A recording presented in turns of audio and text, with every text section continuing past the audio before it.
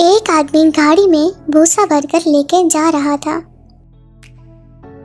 रास्ते में कीचड़ थी। गाड़ी कीचड़ में फंस गई तो वो आदमी सर पकड़कर बैठ गया और कहने लगा, ए प्यारी परियों, आओ और मेरी मदद करो। मैं अकेला हूँ, गाड़ी को कीचड़ से नहीं निकाल सकता। ये सुनकर एक परी आई और बोली, आओ मैं तुम्हारी मदद करूं। ज़रा तुम पहियों के आसपास से कीचड़ तो हटाओ।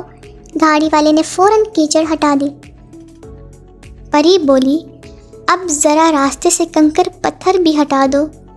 गाड़ी वाले ने कंकर पत्थर भी हटा दिए और बोला, प्यारी परी, अब तो मेरी मदद करो।